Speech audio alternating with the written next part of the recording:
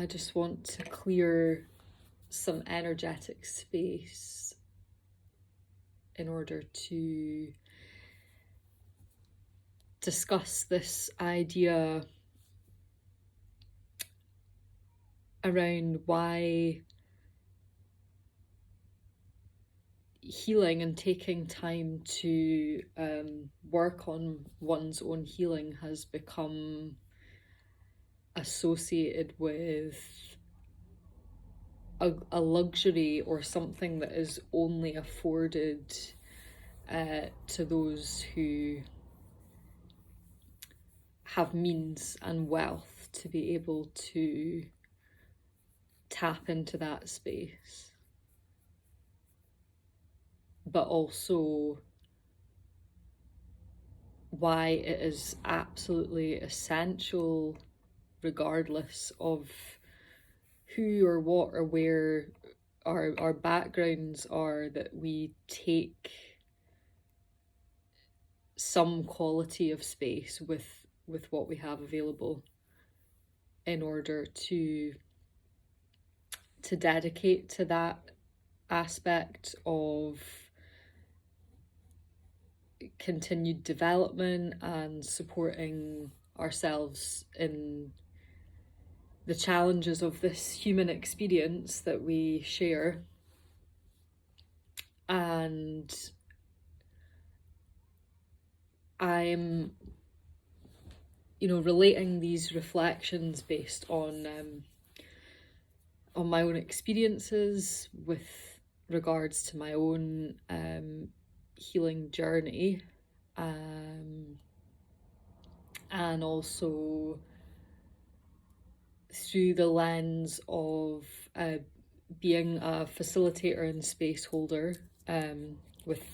the Voicework, and also the criticism or the frustration that I find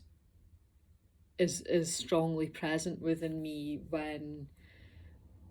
we look at the capitalization of different modalities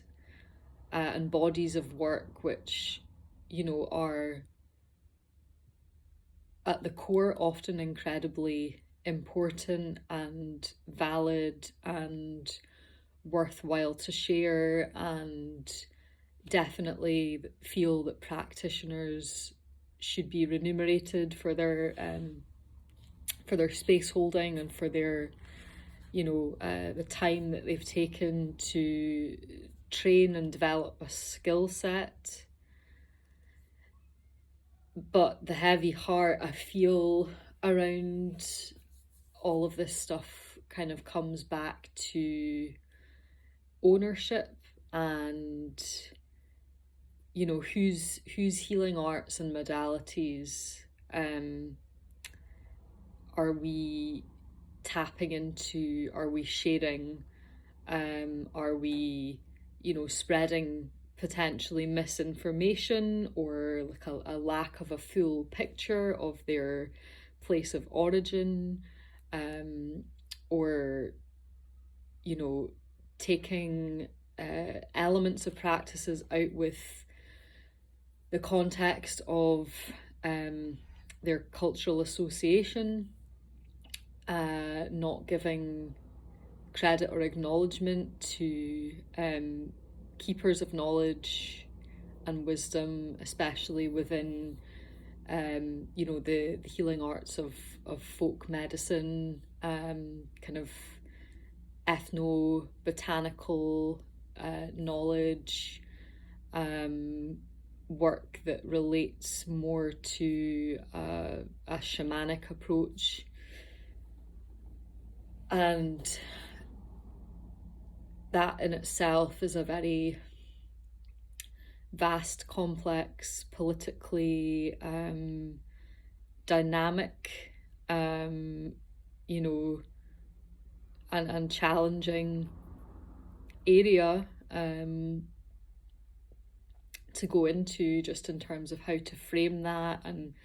how to talk about it, and with this quality of awareness and inclusivity. And I find the two main challenges are, yes, the dissemination and the gatekeeping of information, and all the different ways in which that can be problematic. And then, of course, access and availability, completely thinking of those from lower income backgrounds, or, a barrier. Being a single parent is a barrier. If you have to meet childcare needs before you can even contemplate taking time and space out for yourself to do, important work on trauma, then that's something huge. And in one respect, the digital space should be a playing field that kind of levels things out, for everyone, in terms of, the wealth of information that's available and out there. Especially, there's a lot of great information that's free, or can be accessed easily, can be shared easily, disseminated, community wide. It still feels that there are very strong elements of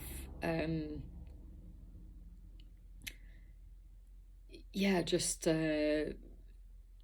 structural forces that prevent that complete equality of opportunity being available to us. And I don't want to speak too deeply into that, because I'm feeling that the piece that is most relevant and that I can consider in a heartfelt way, and have the emotional capacity to feel more into, is the sense that we all deserve this time and space. We all absolutely equally deserve time out of our schedules, out of our day, out of whatever external elements create demands on our time and energy and resources. And not only do we deserve this, we need it, and it is essential.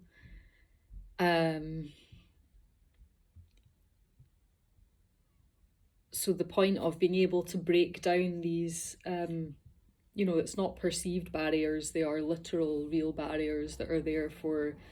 people for all sorts of reasons, but, sociologically thinking, most obviously in terms of finance, and finance being one door, but of course that has an impact on numerous other things that relate to stability and just, having a wealth of time available to us.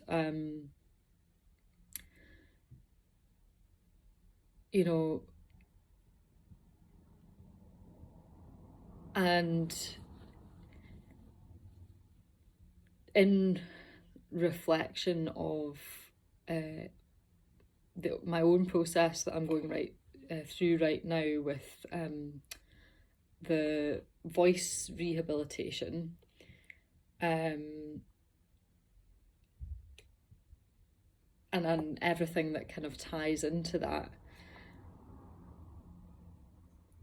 there's this sense that I understand that I'm in a position of privilege in one respect. Like, I've been fortunate enough to receive some financial support through a funding body um, for these sessions that I'm doing for speech and language and manual laryngeal therapy, and that just would not be on the cards at all. It wouldn't be feasible for me if I didn't have that funding. So I feel really grateful for that, and also understand that that's, even that is a position of privilege to be in, to have access to that, to be articulate enough to express my needs in that regard, and to have enough self-awareness to be like, this is the support I need, this is what and actually actively put energy out towards going and getting that. But then there's this other sort of heavier piece, which is really around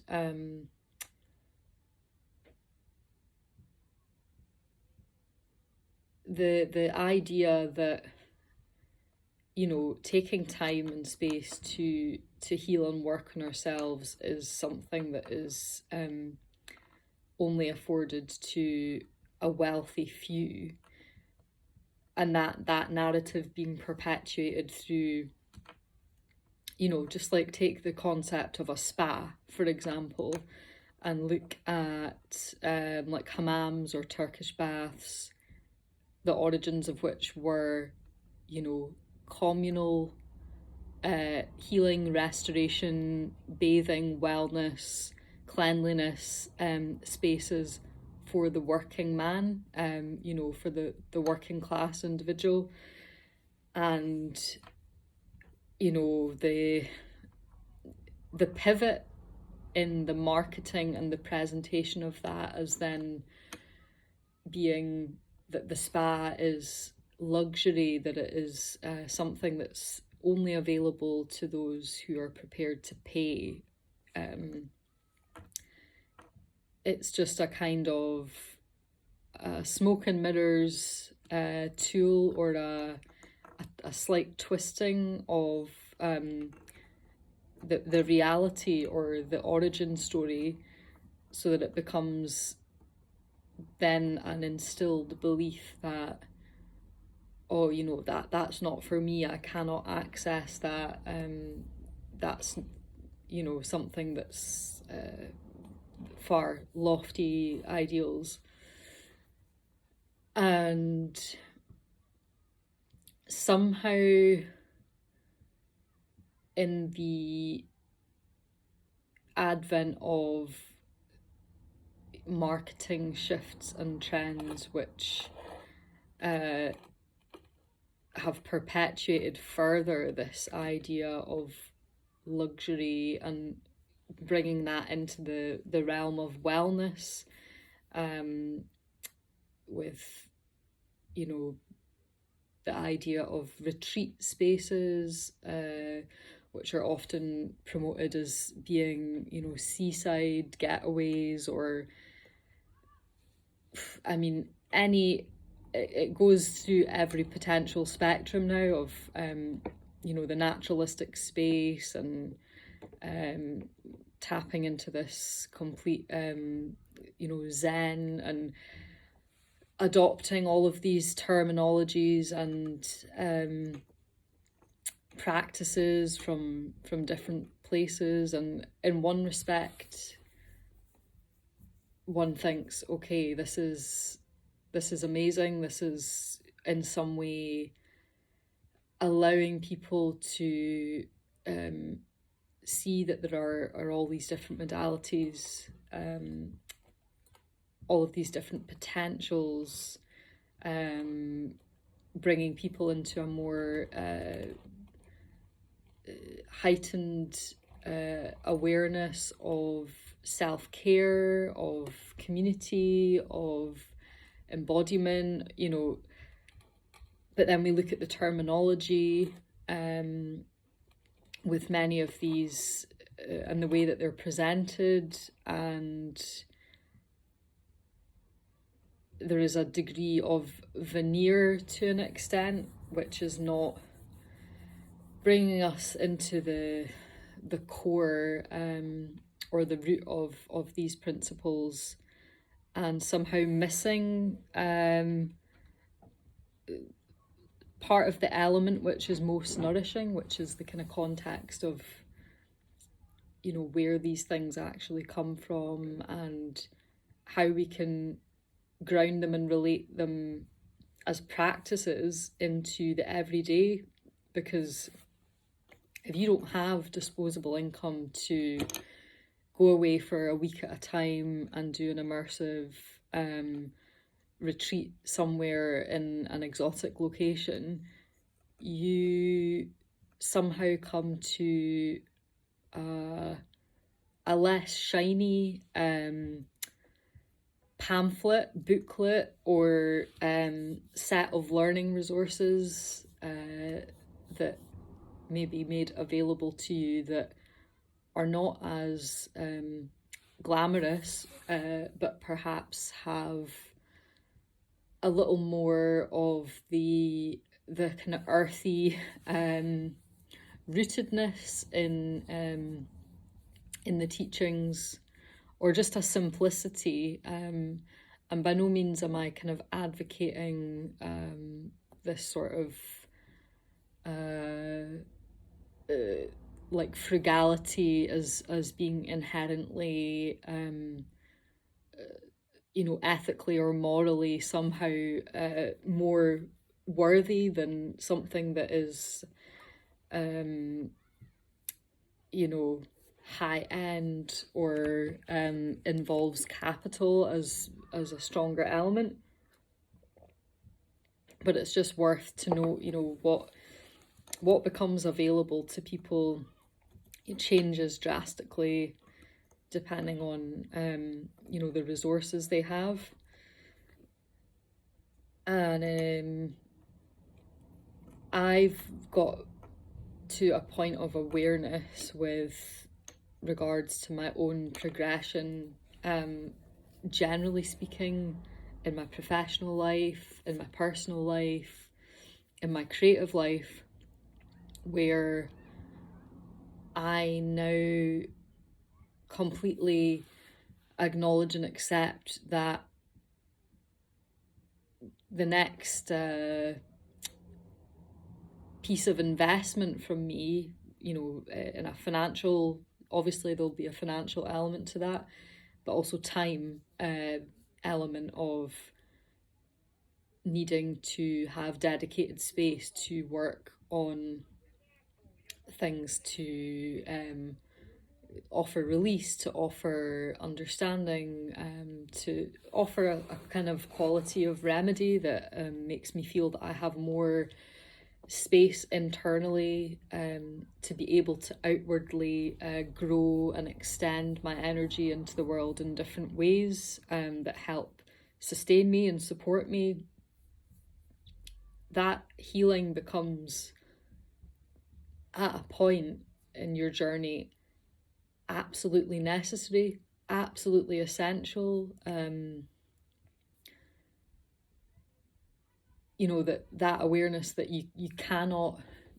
grow or do or be any more of who you are until you address that stuff. And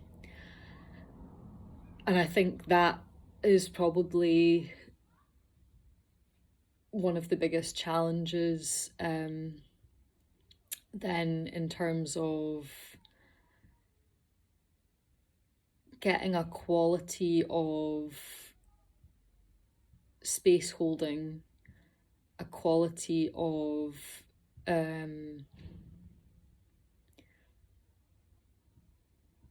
you know, say you have limited resources across different realms. How can you find that practitioner that has a multidisciplinary skill set? How can you find that space that is held safely for you? How can you find something that feels nourishing and like a good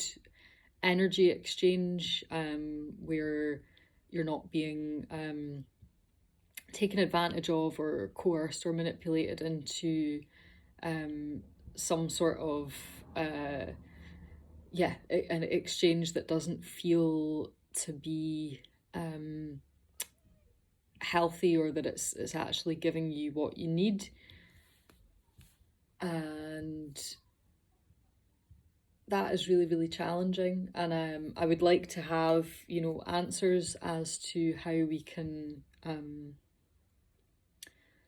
try and create more of those spaces for different groups of people who have different needs, especially those who are at a kind of a perceived disadvantage,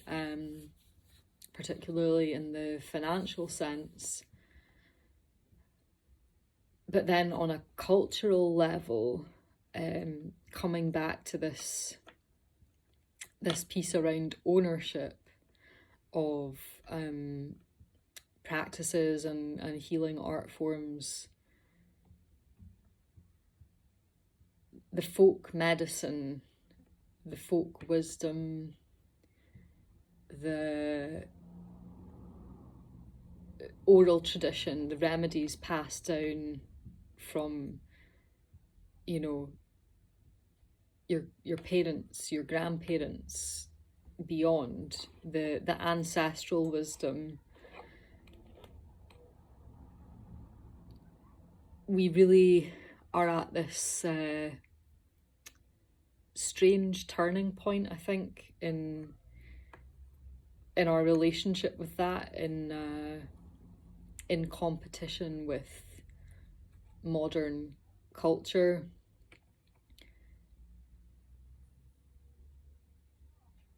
Not of perhaps losing that, but losing the thread that actually weaves all of these different things together and reminds us that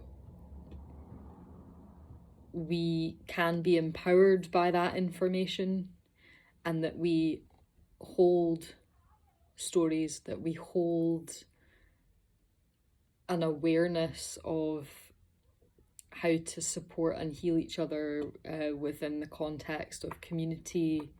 within the context of family. And that there has been much to disrupt that, to steal that, to try and erase that from the history books, to water it down and package it up and sell that, all the while eroding that strength and that stability in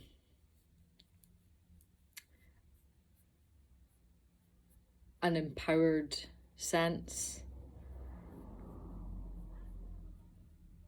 And it's just knowing that there are people within your community, and knowing that there are people that share your cultural heritage, or that have, a similar origin story to you, and knowing that there are certain practices and approaches to working with and supporting trauma. There's like a trust there then, that folk medicine will find you, that you will be able to find it. And the more we are disconnected from that, the more we seek outwardly, the more we are vulnerable to the kind of spin narratives of hierarchy and the kind of guru mentality.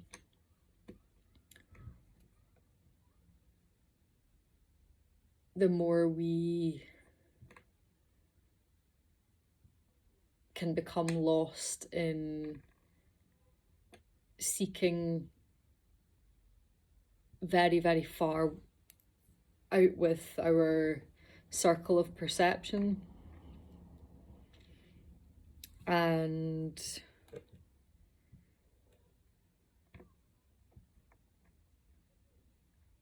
I feel that nourishing that awareness, nourishing that connection, which is, I guess, taking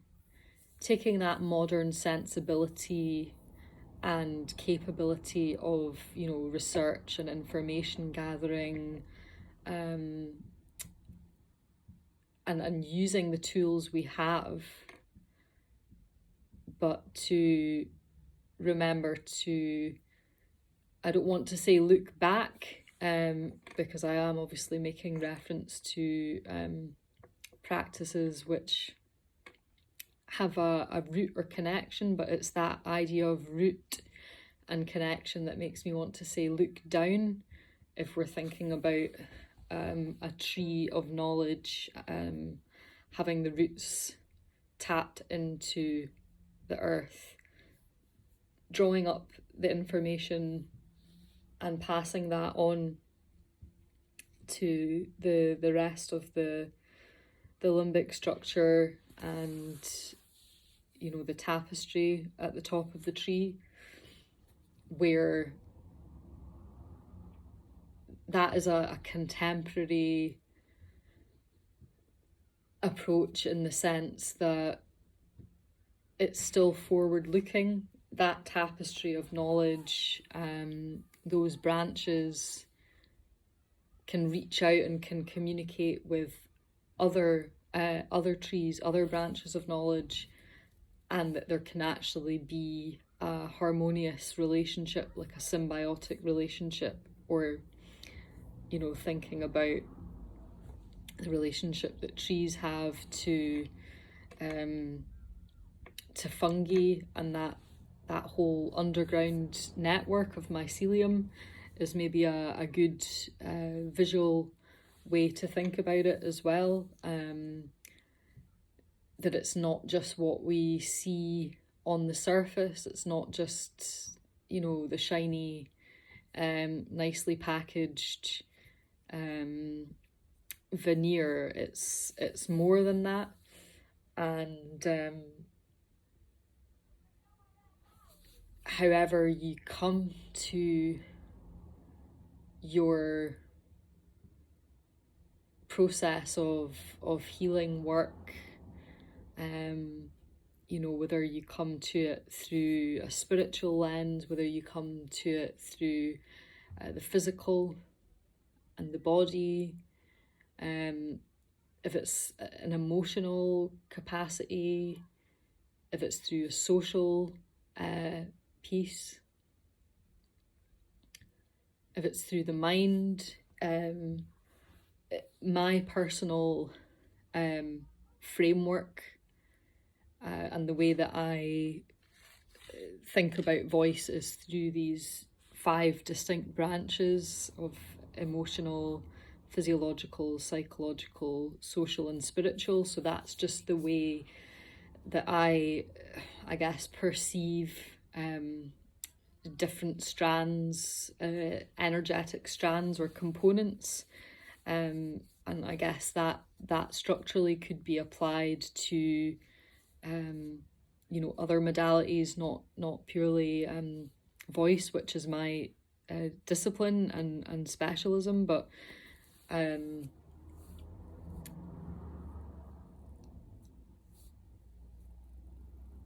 the thing that actually gathers all of that together and creates some sort of coherence is the root, the grounding, the foundations, the grounding principles.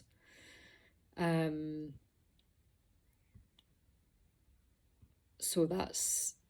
if we use that imagery of like weaving these different strands together, they come together in some kind of pleat network, and then they root into the ground.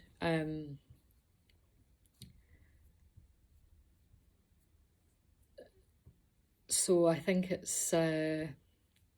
terms of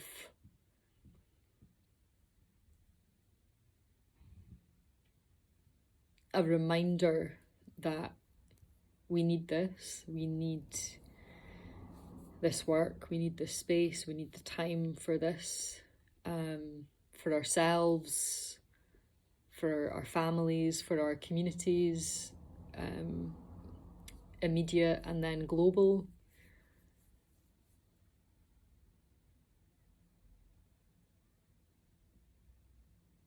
Where can we start?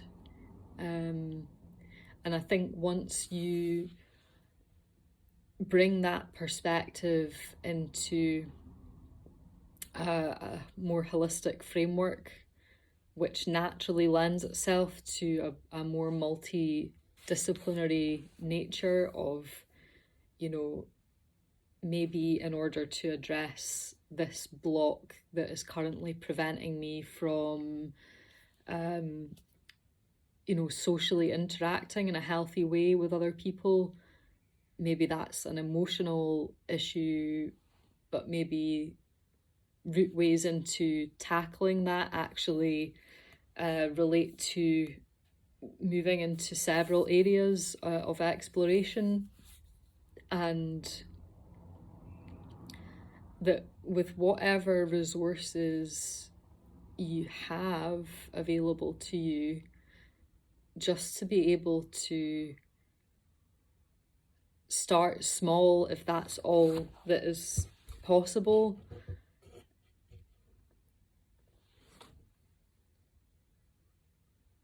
That's still a piece of the puzzle, or that's still a key to open one door, which will take you down one route way up until the point that there is no further that you can go with that.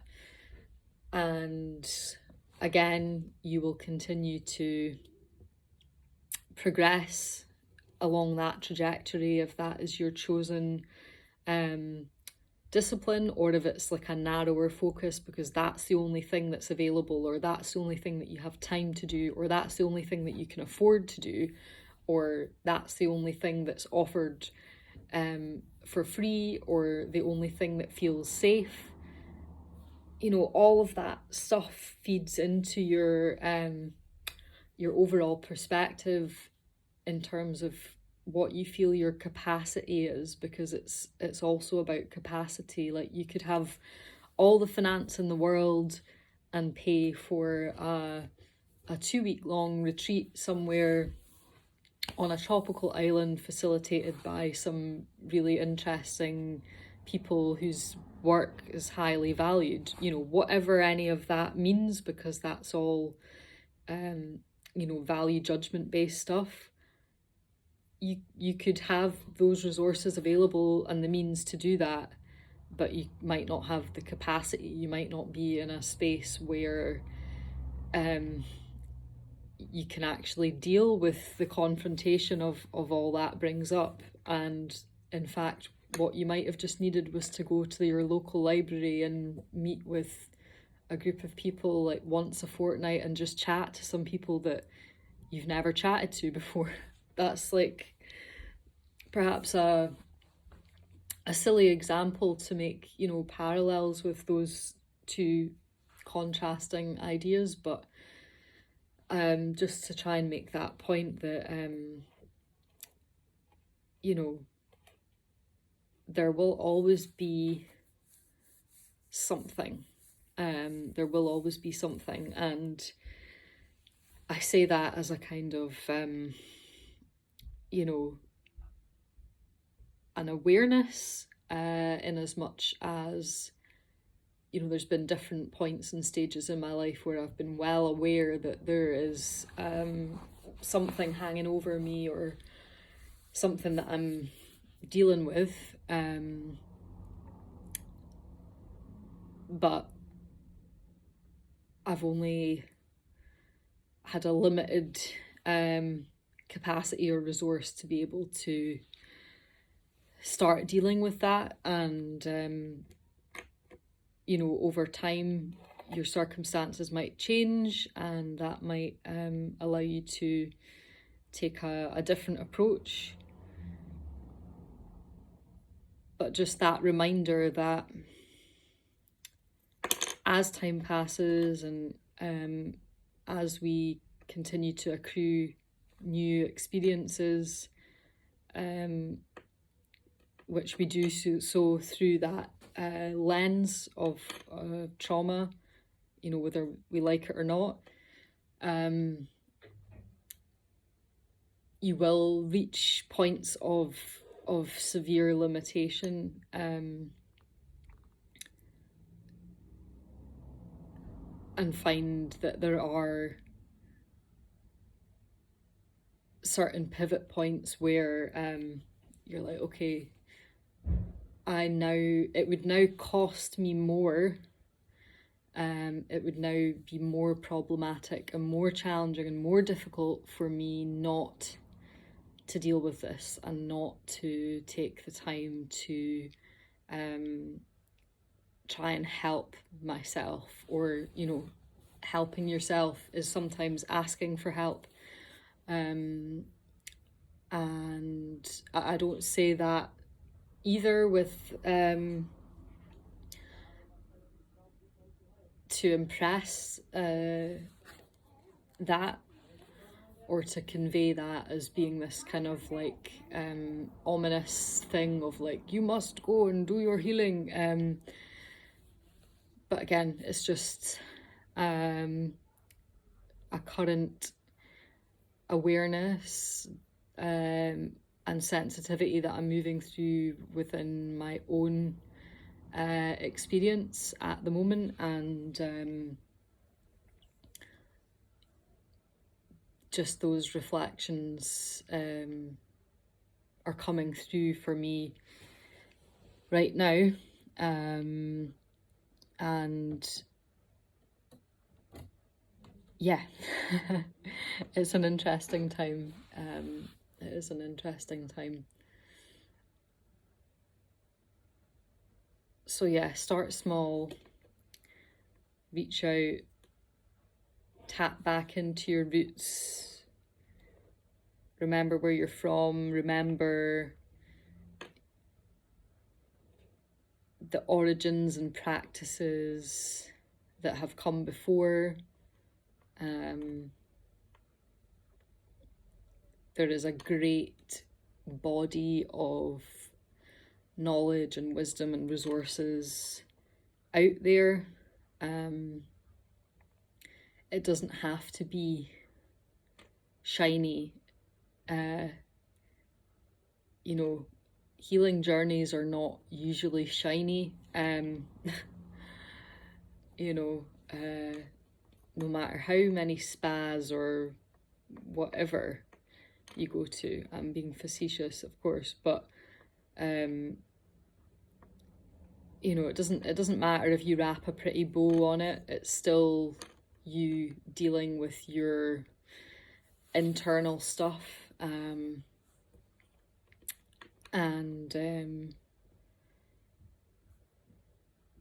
Yeah,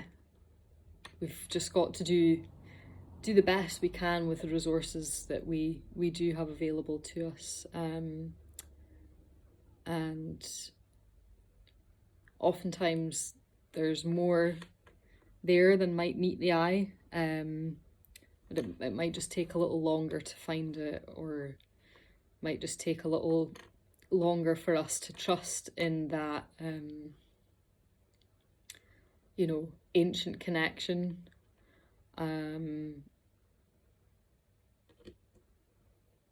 To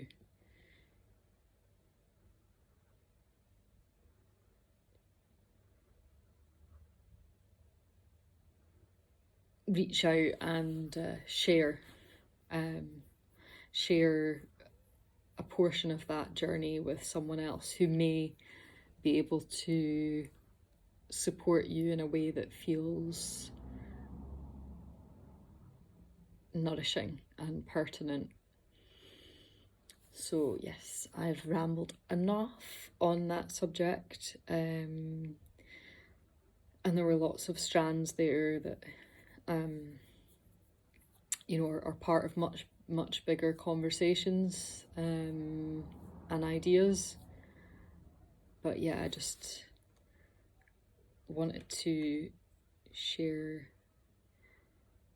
some of that with you, and closing this energetic container and giving thanks just to all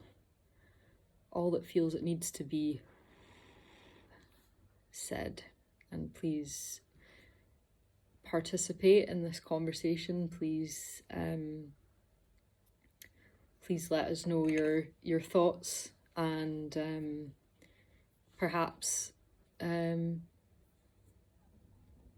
some things that have helped you along the way. Yeah, take care.